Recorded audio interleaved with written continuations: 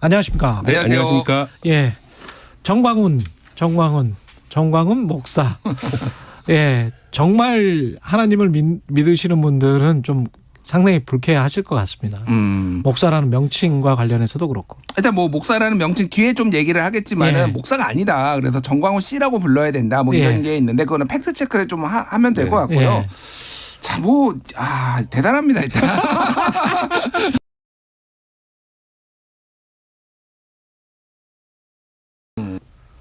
예. 일단 우리나라 헌법 20조가 있습니다. 예. 거기 보면요. 국교는 인정되지 아니하며 종교와 정치는 분리된다라는 말이 있거든요. 예.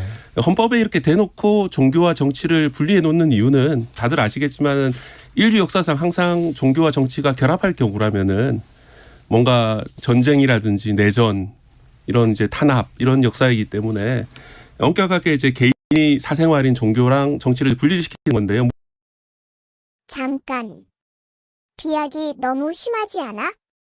그건 그렇고 종교뿐만 아니라 어느 세력도 정치에 영향력을 행사해서는 안 되겠지요. 그런데 현실이 그렇습니까? 과연 대한민국에서 종교가 정치에 초연합니까? 불교가 초연합니까? 천주교가 초연합니까? 특히 천주교 신부들은 정의구현사재단이라는 단체를 만들어 수시로 정치에 압력을 행사합니다. 그것도 좌익이 득세할 때는 조용히 있다가 우익이 득세하면 틀림없이 나섭니다. 특정 정파나 특정 정치인을 증오하고 저주하는 언행을 서슴지 않습니다. 지난번 윤석열 대통령이 해외 순방에 나서자 윤 대통령 부부가 비행기에서 추락하라고 비행기 이미지와 함께 비나이다, 비나이다 라는 기도문을 SNS에 올린 신부가 있었지요. 성공해 어떤 신부는 대통령 전용기가 추락하길 바람하지 않는다. 온 국민이 추락을 위한 염원을 모았으면 좋겠습니다라고 SNS에 글을 올렸습니다. 전주에 있는 한 성당에서는 윤석열 정부 퇴진 촉구 시국미사를 열고 윤 대통령을 토착 외구에 빗대거나 마귀가 들렸다며 원색적으로 비난한 신부도 있었다는 뉴스를 봤습니다. 이외에도 성직자 탈을 쓰고 악마와 같은 언행을 한 경우는 수없이 봐왔습니다. 길거리 예배도 그들이 시작한 것 아닙니까?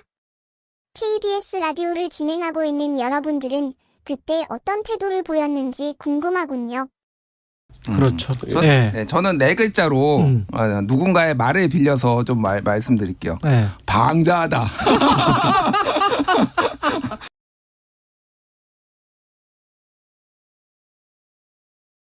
방자하다니.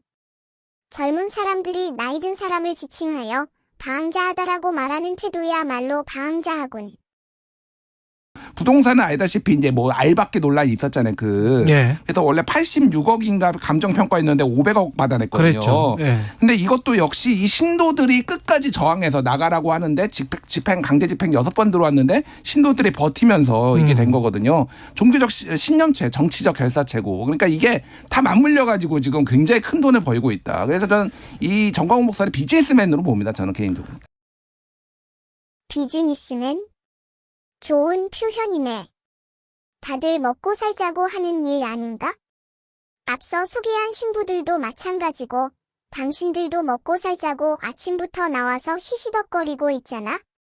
그리고 정광훈 목사가 이끄는 교회가 부동산으로 큰돈 번 데 대해 불만 있어요? 배가 아파? 교회가 한 번 이전하려면 쉽지가 않다. 무엇보다 새 건물을 지을 동안 천막에서 예배를 드려야 하고 수많은 신도들의 불편함이 이만저만이 아니지. 그러니 기본적으로 옮기기 싫다는 뜻이고 법으로 강제 이전을 해야 한다니 충분히 보상을 받아야겠다는 것은 인간 본능이다. 개인으로 치자면 평생에 한 번 있을까 말까 한 기회이기도 하다. 그리고 보상해주는 돈은 국민 세금이 아니다. 재개발을 통해 큰 이득을 보게 되는 조합원들과 시공회사들이다. 다 같이 나눠 먹는 사업이다. 뭐가 그렇게 부도덕한 것처럼 떠드나? 그리고 그 돈은 정광훈 목사 개인 돈도 아니다.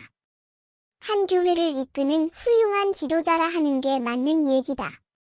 정부가 하는 일이라면 무조건 반대하고 국고 보조와 막말로 약한 곳에 돈을 갈취하여 존재하는 소위 악질 시민단체들보다야 훨씬 더 떳떳하지 않나? 정광훈은 비즈니스맨이다. 네. 예. 저는 이분이 이제 결국은 이제 장외 집회를 통해서 자기 세를 과시하면서 그 세를 이용해서 이제 지금 여당 안에서 이제 어떤 일정 지분을 주장하고 있는 거잖아요. 그렇죠. 예. 그것 때문에 이제 이분의 말씀을 갖다 여당에서 무시 못하는 사람들이 있는 거고. 당연하지 않나? 정치는 세력이고 세력을 가진 집단은 집단 이익을 위해 정치에 로비를 하고 압력을 행사하고 그러는 것 아닌가? 민노총은 왜 허구한 날 길거리에서 시위를 하고 장애인들은 왜 지하철을 점령하나? 한국교회는 하느님을 섬기는 종교단체이기도 하지만 뜻이 맞는 사람들끼리 어울리는 사실상의 이익단체가 되어 있다. 그래서 골목교회는 신도 수를 기반으로 매매가 이뤄지고 다 알면서 딴소리 하십니까? 그러니까 네. 정광훈 목사는 한기총회에서도 이단은 아직은 아니다. 공식적으로 최종 이제 총회를 통과해야지 이게 예. 2단 땅땅땅 결정이 나는 건데 아직 예. 거기까지는 통과를 하진 않았지만 어쨌든 2단 얘기까지 이제 판정까지는 그 안에서 내부에서는 받은 적은 있습니다. 예. 무엇이 정통이고 무엇이 이단인지는 잘 모르겠습니다. 네.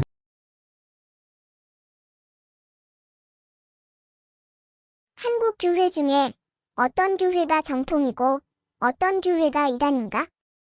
수많은 분파가 있고 다들 저 살자고 아전인수, 견강부회 하는 것이지. 근본적으로 하느님은 있는지 없는지 모르는 일이고 하느님의 아들이라고 나타난 예수님은 한국인과는 전혀 다른 유대인이다.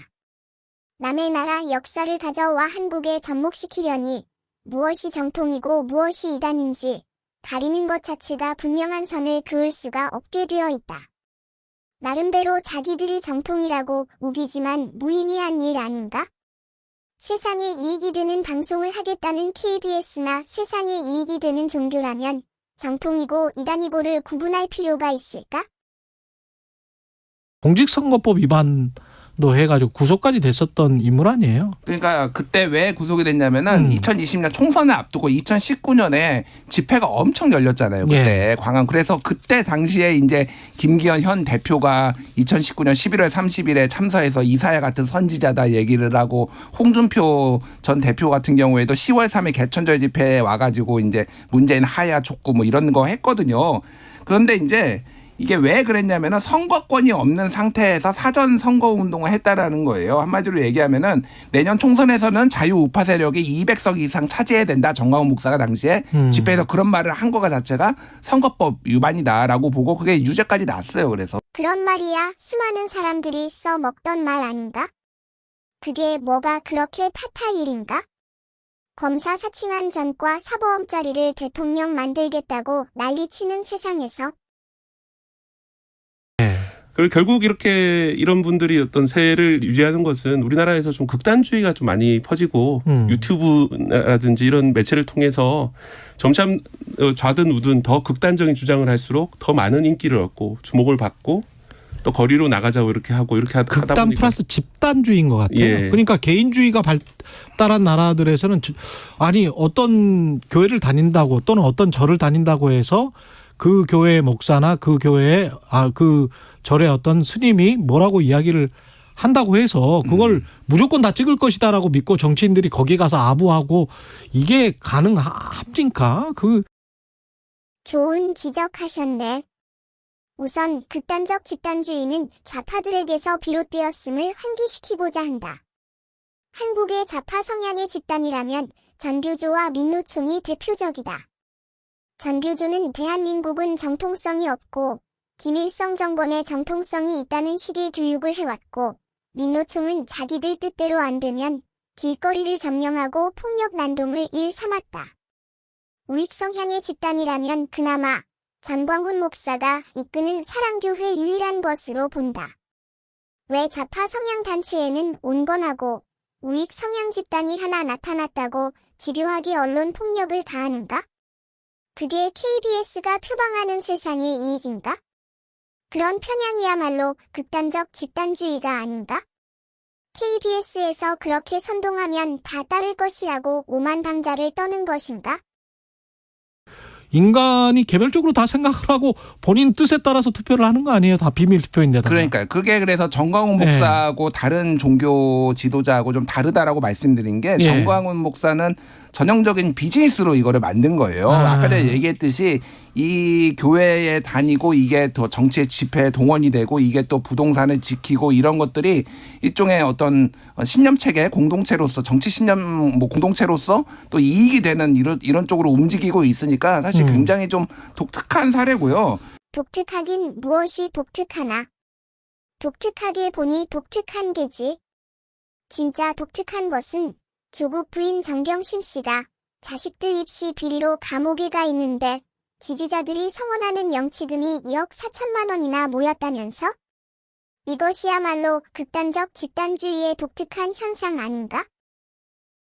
어저께 보도가 난 건데 굉장히 흥미롭더라고요. 예. 뭐냐면 지금 그 아까 전에 500억 원 받았다고 얘기를 했잖아요. 그 장위동 그 사랑제 교회가. 그렇죠. 그런데 이 정광훈 목사가 그 인근에 있는 장위 8구역 거기도 재개발 예정지인데 한 8분 거리입니다. 5분 거리입니다. 차로 거기에 사우나 건물에 또 매입을 하려고 그랬대요. 아.